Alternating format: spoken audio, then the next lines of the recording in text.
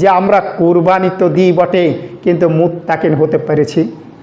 জি, এখনো কি সেই কাবিলের চরিত্র এখনো কি মুসলমানদের মধ্যে নেই? এখনো কি সেই কাবিলের নিকৃষ্ট ব্যবহার কি নেই মুসলমান সমাজে?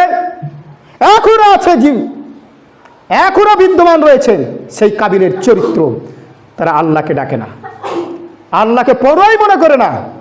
এমনিতে নাম আব্দুল সাত্তার, আব্দুল গাফফার, জব্বার নাম রেখেছে, এখন সেই নাকি সমাজের মাতব্বরি মুড়ল, যে লুচ্চা সমাজে, যে লুচ্চা, যে সমাজের বিড়িখোর, মদখোর, সুদখোর, ঘুষখোর, বেনামাজি, সেই হচ্ছে সমাজের আজকে সর্দার মুড়ল।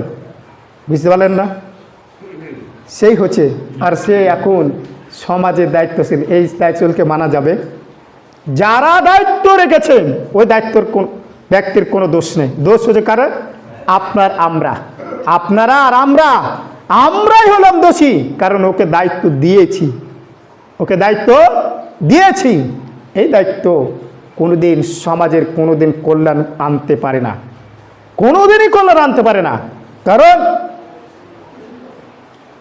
সমাজে যখন অন্যায় কাজ যখন অনুষ্ঠিত হয়, ইমাম সাহেব বলে সর্দার সাহেবকে যে গান বাজনা বাজছে আপনার সমাজে, আপনি এর ব্যবস্থা নেন। বলে ওর আমি ঠিকা নিয়ে নিই। ঠিকা নেন তো তুমি কেন দায়িত্ব নিলে?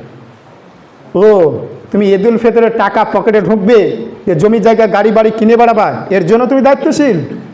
আর কোরবানিতে ওই চামড়ার টাকা বিক্রি করে পকেটে সংসার চালাবে ঢুকিয়ে, এর জন্য তুমি দায়িত্বশীল? এই দায়িত্বশীলকে অবিলম্বে এটাকে বহিষ্কার করতে হবে, কোনো দায়িত্ব দেওয়া যাবে। যারা দায়িত্ব অনুসরণ করছে কাল কিয়ামতের মাঠে ওর সঙ্গে হাসর নাসর হবে, এবং অবশ্যই অবশ্যই তারা জাহান্নামে যাবে। কারণ এদের চরিত্রটা মিশে আছে কাবিলের ব্যবহারে।